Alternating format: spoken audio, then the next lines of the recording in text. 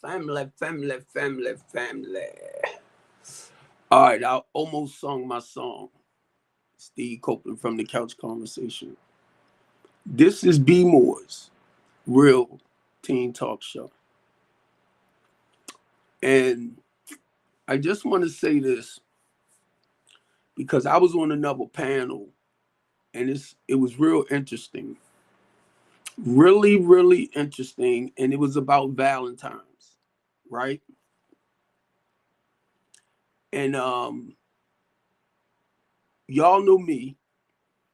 When I start out talking, we might end from here to over here when I start out talking, right? I'm gonna just say Baltimore City, I love y'all. I'm only going to try to make this about 45 minutes. Baltimore City. On my TikTok platform, I probably go a little bit longer. But I know from time to time that people is not going to watch my whole broadcast network for no, say, 45 minutes or an hour or two. Some will. Mainly when you home and you're not doing much, you might just want to look at it.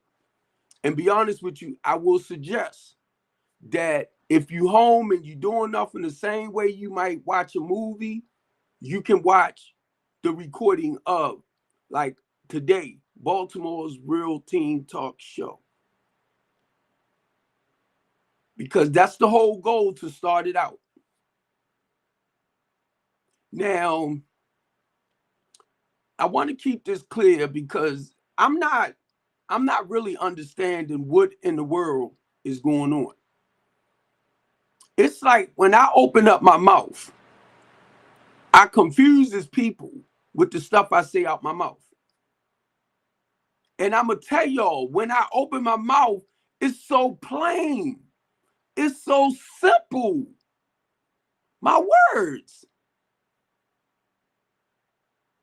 But y'all always try to intellectually dissect what I say. And I keep trying to tell y'all, stop doing that. A lot of the stuff I say out my mouth is not geared around today.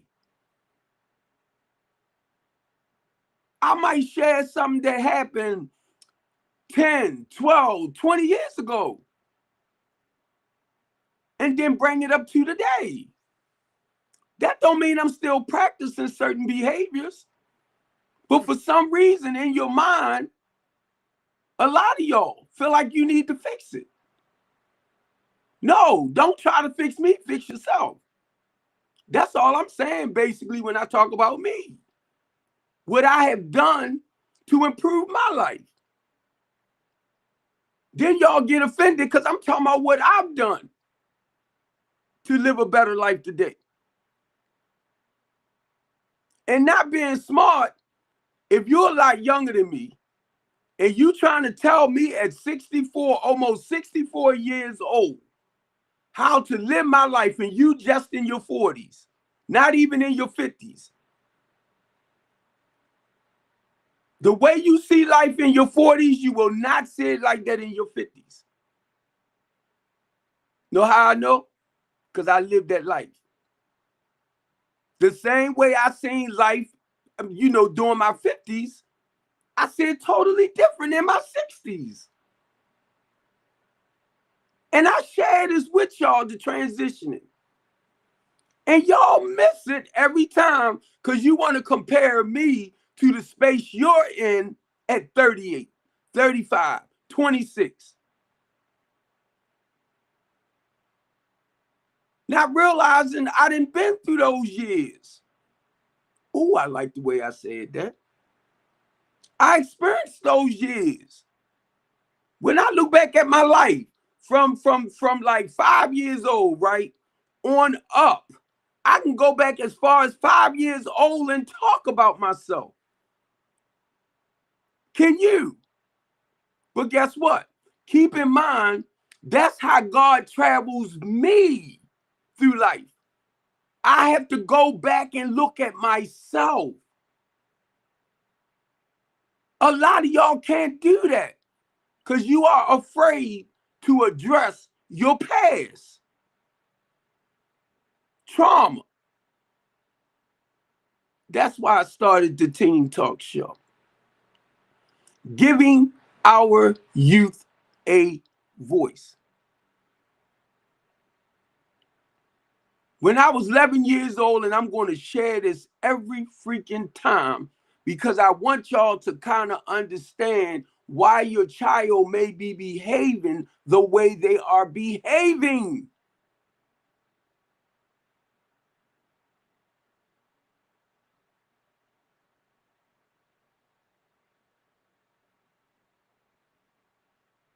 And to share that with y'all, like I said, back in the days, they used to say children are to be seen and not heard.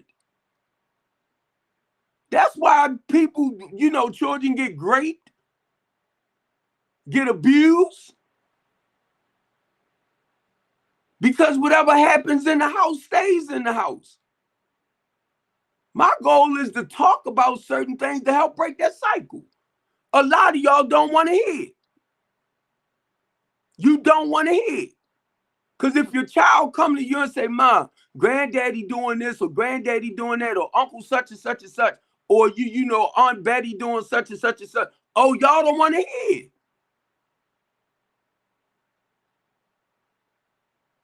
So when I open up my mouth, I'm basically being a voice for the voiceless. Why you screaming? Because that's the way I talk when I'm passionate. Why you screaming? That's the way I talk, being passionate. Why are you screaming? I ain't gonna say it again, because y'all say that every time. And I tell y'all every time, if you call me to come out and speak somewhere, I'm gonna start off like this. And then as I go, I want you to feel where I'm at, because I'm taking you through a journey. I'm taking you through certain traveling as I experience certain things in life. And I might be pulling back up some pain, and not just my pain, your pain too. But actually, do it bothers me today in the here and now? No. Know why? Because I'm able to talk about it. I can sit back and talk about the trials and the tribulations. Y'all can't. I can sit back and talk about the struggles and the storms. Y'all can't. I can sit back and talk about weathering the storms, no matter what. So when I go back, and I go as far back as I can, and I see that 5-year-old kid inside, I didn't recognize this until I got clean. 11 years old, smoking the plant. 13 years old. I thought it was okay to drink because I was a teenager. So I started drinking. 14 years old. Listen to what I'm saying. 14. I started doing this. At 14. 15 years old, I started doing this, which we called speedballing back during the days. And I hope I can say that word for TikTok. A lot of y'all don't want to listen. So from the age of between 14, 15, I didn't get clean until I turned 30. Well, I was 30 years old. I was going on 31. When I yelled out and asked God to help me. So now look what I just did. I'm traveling with you. I'm taking you through a certain journey from my childhood. A lot of y'all are so afraid to look at yourself and look at your life and the trauma that you've been through and how you're able to overcome. So don't get mad at me when I come on my live and I travel that road. I wouldn't say this. I wouldn't tell it. People don't need to know. That's what I said. The bull crap that was done in the house supposed to stay in the house. So as I was laying down, sitting up, 2:30 in the morning, writing my business proposal about the Teen Talk Show, putting all that together, I started realizing it's a lot of our children that's living in houses, being great. And a lot of y'all parents know it.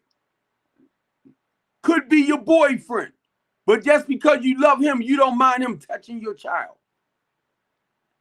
Because you looking the other way. And not just the little girls, the little boys too. So a lot of y'all ain't gonna like when Steve Copeland come up to talk about certain things. You're not gonna like it. So keep it moving. I already know you're not gonna like it. You can't handle the truth. So don't get mad at me, because God has empowered me. God has strengthened me. God has encouraged me by way of the Holy Spirit to talk about those things. So guess what? I'll be 64 this month. I'm talking about that 11-year-old. I'm talking about that 13-year-old. I'm talking about that 14-year-old.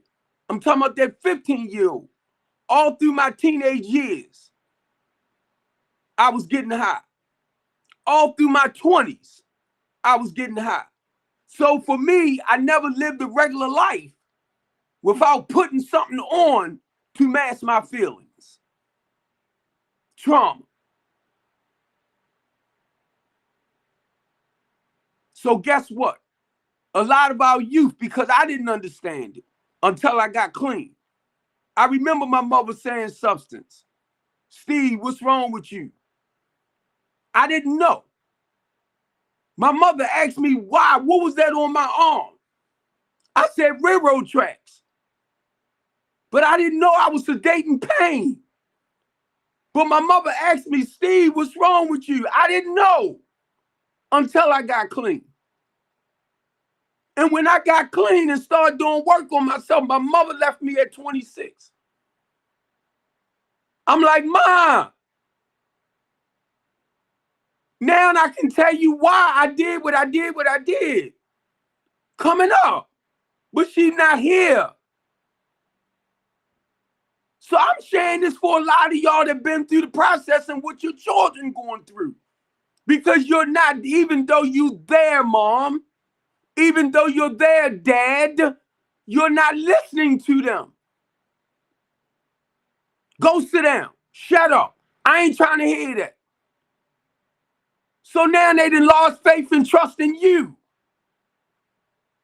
And then you're going to wonder why when they in the streets, they acting like, you know, I don't like saying certain words like fools and stuff like that, right?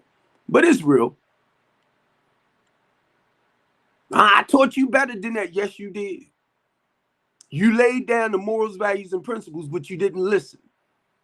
You did not listen when your child was trying to come to you to tell you their pain. You shut them down, parents. You shut them down. They can express themselves a lot better than what we did when we was coming up. But you won't listen. That's why I say listen, parents, but we do not judge. Listen. I know it's hard when your child is hurting and they pained up because they're going to come real aggressive. But the goal is try not to take it too personal. I need you to listen. You can listen to your cousins, your best friends, your girlfriend, that he said, she said, that said, what they said, but you won't listen to your child. Go sit down. Shut up. But everybody else can come to you and y'all can talk about the he said, she said, this said, that said. Guess why I can say this, family? Because I had to do the total opposite with my children. I remember my mother Steve, what is wrong with you? I did not know at that time. I did not realize the pain I was feeling inside.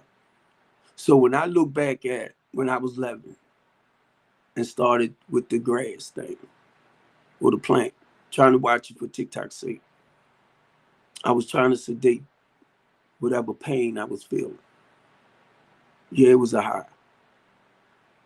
So it helped me not to deal with reality of life. 13, Thunderbird. It helped me not to deal with the reality of the pain of life. Between 14, 15, right? So when I look at our children now, it's like, oh my God, what is wrong? When I look at their destructive behaviors, when I look at how in the house, they might be respectful, you get me? But then when they outside, they turn into monsters. I had to look at me. Barbara Jean did a good job. I'm the one that made the decision to do those things and the type of people I was hanging around. But I didn't know I was really hurting deep down inside. It was not until I yelled out, God, please help me. 6 months before I stopped doing the hardcore stuff, 6 months before that, God took the taste of the alcohol from me. I was shocked because I was willing to become unalive with my boots on. In the middle of the street, like John Wayne and James Cagney and them, like the Cowboys and all that type of stuff. Yeah, I want to go out like that. But once I got clean, family, I ain't trying to be unalive in the middle of the street now with my boots on. When that time come, I'm older now. So I was getting ready to say I would like to go off of old age, you get me? And I'm older now. I'm like, wow. I see it now. A lot of the stuff that I went through my teenage years, my 20s, then my 30s. In my 30s, I tried to recapture my younger years till I was 40. Then I realized, Steve, you getting old. I'm telling you the transition into me. He always talking about him. Who else am I going to talk about? Y'all want me to go and read up about Roe versus Wade so I can talk about him? We'll talk about that. Y'all want me to go back? Now, I understand a little bit about the 1960s, right? 1965, the civil rights movement and all of that. But keep in mind, we always was able to vote. But it wasn't without discrimination. So when that bill got passed, it was for you to be able to vote without them trying to beat you down and coming up against you. So you had protection during that time when you voted. Read up about the first man that voted. Read up. And I believe it was, the 1800s, somewhere along that line. Read up about him. Y'all want to do your research and all that type of stuff. Read up about the first person that voted. You can read it up. It'll tell you about the man. It'll tell you about the woman. Y'all think black people never created nothing. But see, this stuff like this, what I'm saying, things that I'm saying, I had to teach my children because they taught us history in school when I was coming up. Then they got rid of it. So those things that they stopped teaching in school, I had to educate my own children about black history, about their history, most of all. Started sending them pictures of their grandmother and all of that because my mother was gone by the time they came. My great-grandfather, they got pictures of him. The land that we got family living on. Just so they have an idea, of their history. I want to say legacy. Come on. Y'all so busy educating yourself, which is fine. But if you're not teaching your kids, if you're not showing them like pictures and their trials and their tribulations to help them see how time has changed. You don't hear me up here saying, oh, we can't do this, we can't do that, we can't overcome because the white man and the white system. You don't hear me talking like that, because I would feel like a complete coward if I talk like that. I would feel like a complete sucker if I talk like that. And y'all get mad when I say stuff like, I believe that we can overcome, right? It's the work you put in. It's the work you put in. We shall overcome. Come on. That's the problem. Come on. We have overcome. Thank you. And what's going on is that our kids don't listen. They're another breed. And all they want to do is be aggressive and disobedient. So that's why they stay in a little corner and fuss among themselves, because they haven't achieved nothing. Everything they got is because we got it for them. They're at the place that we made safe for them, and they don't recognize nothing that we've done. You see what I'm saying? I got you. I don't pay them no mind. I try to give them information. They don't even want to hear the sound of your voice. But that's okay, because if anything goes down, they ain't going to be able to handle it. All they got is a mouth. That's all they got. And that's what they do with their homies and their friends and associates, and all of them is walking around deaf, dumb, and blind. And it's a sad thing, because they talk as if they can get some things accomplished, and all they've done is back themselves up in a corner where we weren't in the corner anymore. We brought them into the middle, but they don't like that placement. So let them do what they do. I just got my hands up in the air. Let them do what they do. I'm not going to have a stroke trying to convince them of nothing. I'm 71 years old. I'll be 72. I'm not on a bit of medication. I take care of myself and my husband, and we are doing fine. But here's where the street meets the road. We can't even count on our own children. When we're not able to do anything, you think those kids are going to come along? They're not. I just talked to a friend just now, and she said her sister, who has 3 kids, she said just passed away. I said, did her kids come? She said no.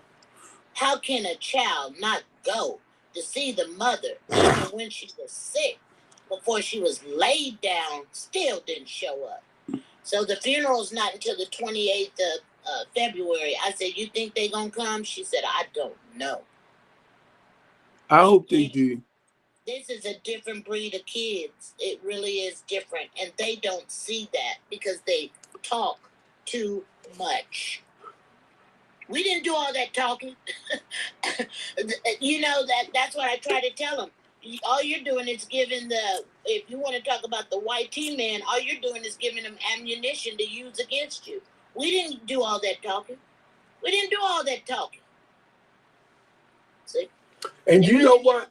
I want to say thank you, because when I went back like this, because now I be 64 and I'm like you. Okay. I help, but I ain't trying to get no stroke and all that stuff too. So look, that's why I went back, right? Because the thing is, I started seeing you help who you can, and that's all we can do. And to me, when I come on this and I talk about the youth, I talk about the teens, I'm hooking up with this lady now who has a talk show that I don't know. I'm not gonna get too deep on that, but it makes me think some of the stuff is like theater, right? Okay. But just because of the way the kids speak the same way was so aggressive. They so aggressive, all of them. It's like it's a written strip, and I'm like, something ain't right with that. But I'm gonna leave that alone. But now, the goal is to do a round table talk, right? And to have at least about 4 of them at the table. One is the host. I want a therapist there, because we gotta get to the root cause. You get me? So certain things they're not going to be able to say because of personal stuff. You get me? But the goal is to get them to speak and free themselves as much as they can, then get them the proper help that they need. So in that process, Queen, when I was doing my business proposal for that program, I was like, oh my God, once they start talking, I said, somebody going to prison. Because now we got 10, 11-year-olds, right? And you know, I got to watch my word for TikTok with the children. Somebody somewhere doing something that's not right. And I want them to tell, to get the necessary help. So that's why I kind of read back, because we got to look at, and this was one of the things, right, with our politicians here in Baltimore City. And my thing is getting to the root cause, just what you said, getting to the root cause of why our children behaving the way they behaving. You know, so yes, you can teach them morals, values, and principles. And when they in the streets with their friends, they might, you know, become a part of that. Because I have to look at my life. So when it comes to us talking about stuff like this, right? My thing is we need to get to the bottom. And that's what I realized a lot of our politicians is not about. And it's not to throw them in that sense, but it's getting to the root cause. And this is what I found out too, family. We got a bill passed for slumlords in Baltimore City to become licensed landlords. The reason why, because they looking at the children behaviors. Like you were saying, if I can't pronounce your whole name, but you gotta work with me. Yeah. Okay, I see it. Now, they believe that the mold, the lead, and the rodents dropping is what's causing their behavior to become truly destructive. You get me? So that's why they fixed it where now slum lords got to a year to bring their property up to code. Okay. Now this is the bill we got passed in B-more. But now, you know, some slipped through the crack, right? So everything you just said, because this is what they believe that's harming a lot of this, which causing them to be destructive. Everything you just said, basically. I think it's going to be a good platform that you're putting together, but I don't think that's the cause. I think the cause is illiteracy. That one too. And yeah, that's a very important factor, because when we went to school, we went because we didn't want to be illiterate. You know what I'm saying? We didn't want to be made fun of, not only just by the teachers and staff at school, by our friends. We didn't want to go to special education and ride the little yellow bus. These kids volunteer to get on that bus. I'm tired of you. No, because that's one of the things we had to. I'm tired of you. Yeah, because look, and I don't mean to cut you off. Look, we played the dozen. There go John on the little bus. Look at him rolling the window down. Look at him with his face all up against the window, hollering and spitting and licking the glass. Yeah, we didn't want to be associated with that. But when our kids came, now let's bring it all in perspective. When our kids came along, we cuddled them. Yeah. And this is where the problem came in. Mom and them didn't cuddle us. You see, our kids, us, 71 kids, my children. I got you. Cuddled them. They didn't have to be responsible for anything. And the law and the system worked in their behalf. You couldn't even discipline them. And they go to school and say, Mommy hurt my feelings. CPS was knocking on your door. And look. Hey, look, I know you, I'm going to say 71. 71. Okay, I'm 64. Spare the rod, spoil the child. I got 5 level. Look, I got 5 level belts. I ain't got the switches and all. But look, that's how I raised mine. Which basically, be honest, when they got out of line up to about 10, that was the last time I whooped my son. But I realized it's another way of dealing with them. So you don't have to take that route. So now, what I started realizing too, Queen.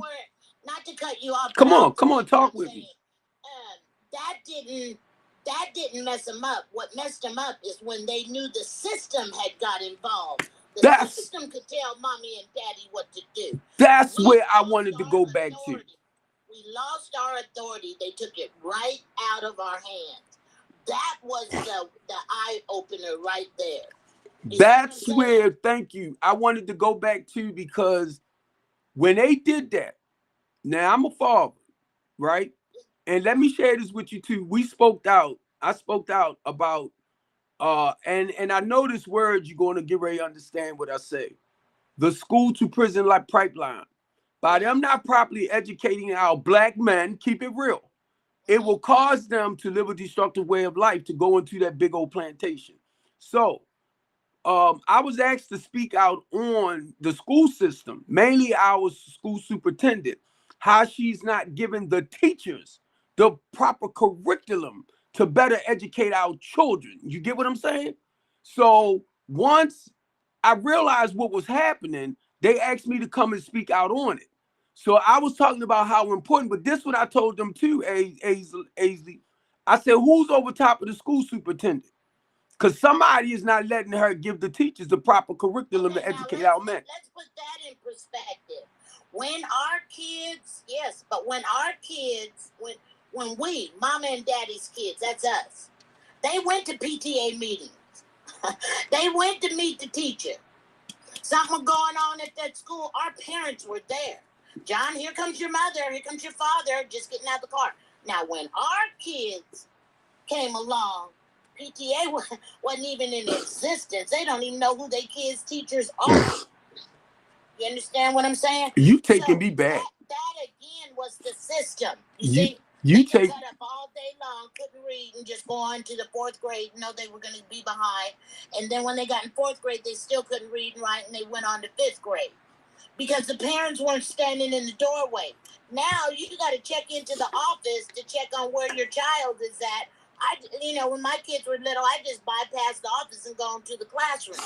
But see, they put all these interjections in here where they had stop signs all the time. Now, here's where it came into full force. Those parents wasn't going up there no way. So they didn't have any idea how the school structure was running with their children. You see what I'm saying? And when they came home, they didn't help them with homework. Right. Because they couldn't. They were illiterate themselves. You see what I'm saying? So we helped our children fail. It was our generation that helped our children fail. And I apologize for that. Because we should have still been doing and making sure our kids did what was right. You see what I'm saying?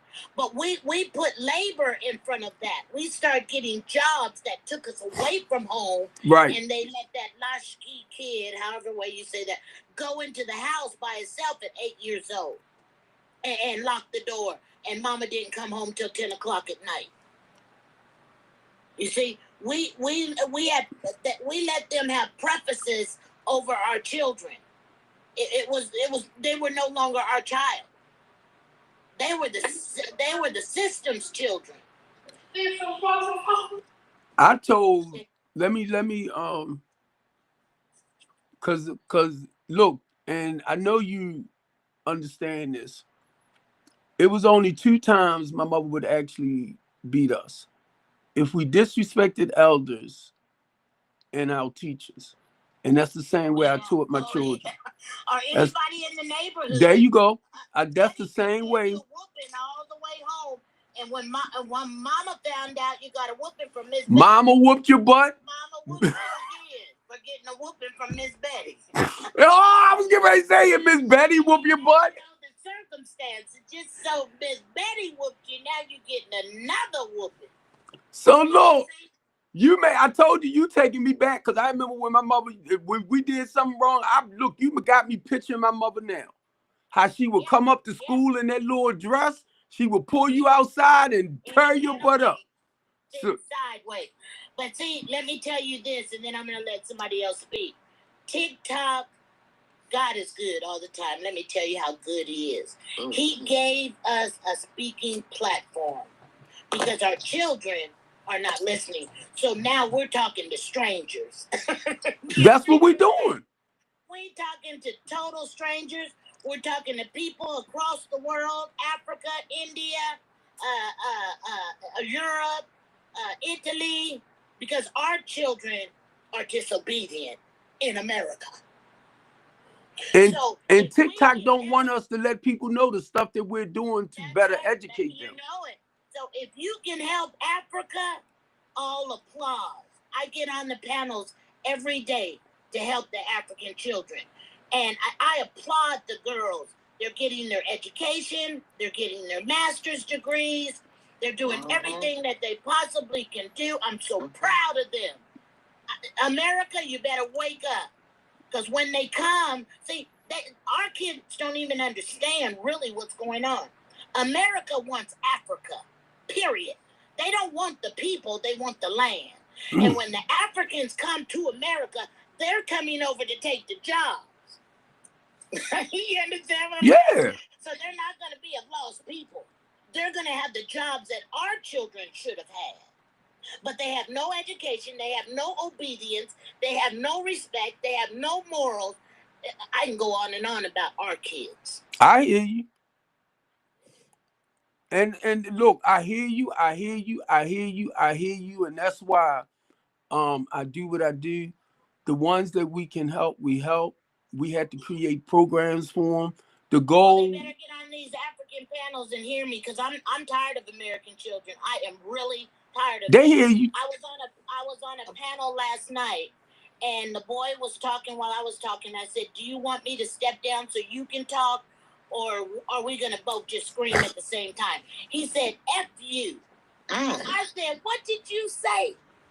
Now I know you don't want me to come on this TikTok and cuss your ass out, because I can go there. No, don't do that. Don't do that, honey. It's not worth it. Yeah, to me it's worth it. It's not worth listen, it cussing when nobody mama out. when mama stopped cussing us out, we didn't cuss our kids out, and look at the soup that we didn't make for our children. We should have raised them just like mama raised us. And you know what?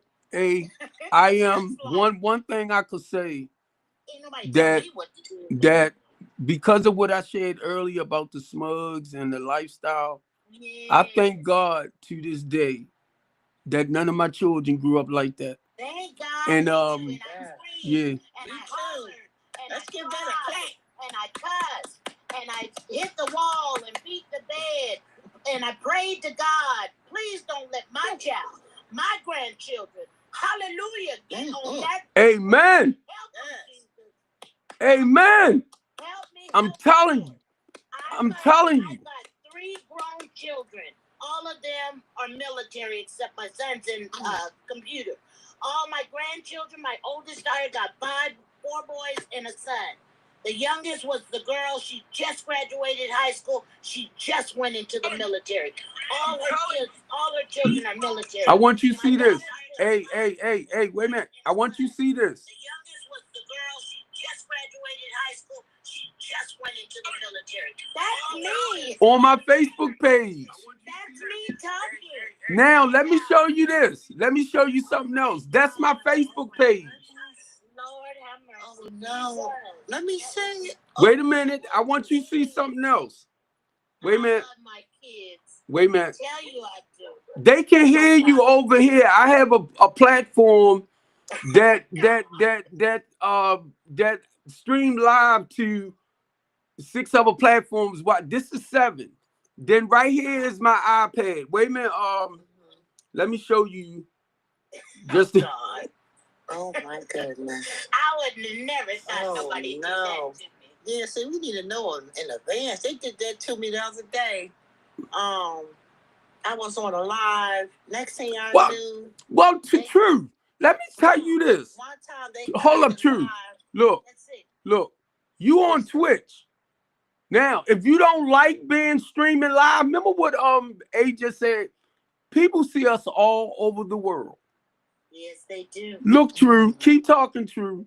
They can hear you, but they can't see you. Yes. And my youngest granddaughter, she just I'm glad graduated. you me. She just graduated high school. The other ones didn't tell me. I'm glad you Went told right me. into the military, so she's in there with her brother in the Army, who's a sergeant.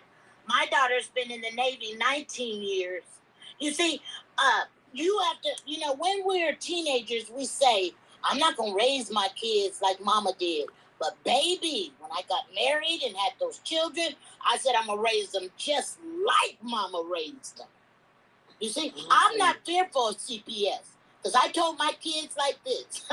If they come, you got to go. So have your have your sweater and your shoes already at the door. Because I'm not going anywhere. You're going to foster care. But I'm going to be living right here. Okay? So you make up your mind how you want to live your life. You understand? Because when they had that 911 first come in, do you know those kids were calling 911 on their parents? Yeah. Here in America. Yeah. I told my kid, Yeah. I told my kid, give me the phone. I'll help you dial the number. I'll help you dial it. Yep. I dial it for him. Yep. And then look, hey, I tell them, take them and keep them. But look, one time I called my 10, well, at the time she was 10 years old, getting smart, and I went to whoop her butt. And the police came, and I told him, I said, yeah, because I was going to whoop her tail. He said, yeah, I can arrest you. I said, yeah, guess what? I'd rather whoop her butt than to see you take her down. And he turned around and walked away. That's right. He walked away because my thing is don't play with me. Come on, Steven, family. Let me tell you this. I remember I took my son right to the police This lady station. was on TikTok last week. I think she was maybe 50, maybe in her late 40s. And she got on there. We could just see the side of her face. Not really good, but she was talking and she said, I just had a fight with my son. He's 15 years old. So she was telling how he was doing stuff in the house and cutting up. And so then she said, then it was my turn to talk. And so I said, you mean to tell me you were passing licks? Because a lot of people say fighting, and sometimes that means arguing back and forth. She said, no, we were fighting. She said, right now, I'm in the hospital. Keep talking. Her face was all ate up with this boy pounding her in her face. And probably bruises was all over her body. She said, I said, did you call the police? She said, I did. She said, they came out. They told him if he does it again, they were going to take him with them. I said, no. That's where you should have put your foot down. Say, take him now. He cannot stay here. She went to the hospital. Okay. I told her, when you get home, all your stuff going to be towed up. You're going to have holes in the wall. He done took all your dishes and they're all over the floor, glasses everywhere. Believe that, because he's still upset and you're in the hospital waiting to get out or they're going to release you. And now you're coming back to a little boy that's manic depressive. Okay? So get ready. I said, this is what the advice I want to give you. I am a retired nurse. I hold my master's. And I said, you call and find out where you can place him. Have him placed in a facility where you pay for him to be there. Then you don't give CPS a chance to be able to take him. You control how long he stays and when you want to get him back out. Well, I said that these girls got on here and started cussing me out and saying, how dare you tell her that she's nursed him since he was a baby and she gave birth to him? I said, we're not talking about birth or talking about him being a child. When a child puts their hands on you, it is time to go. Period. But these are the things that are happening in probably 2-parent homes, but she was a single mother. She said she called her mother. Her mother said he can't come here. She called her father. Father said he can't come here. She called the daddy.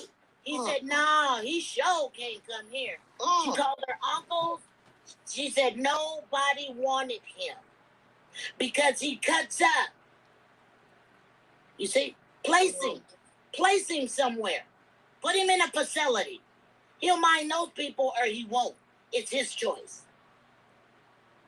And I never seen her again, but I hope she's doing all right. Her face was all swollen, eyes bulging out, lip busted, face just toe completely up. Now, let me go on to this story. You think, oh, that happens to some people. That happens to all of us. My daughter was telling me at 14, if you keep fussing at me, the one that's in the Navy, 19 years, she said, if you keep fussing at me, I'm going to fight you. I didn't know my husband was standing behind me. I had a glass of water in my house in my hand while I was fussing at her. My husband said, pitch that water up in her face. And I turned around and I said, there's my husband. And I heard what he said, and he said it again, and I looked at his face. I pitched that water up in her face, and she started crying. Then my husband said, I need to talk to you. So we went into the room. He said, if you wouldn't have pitched that water up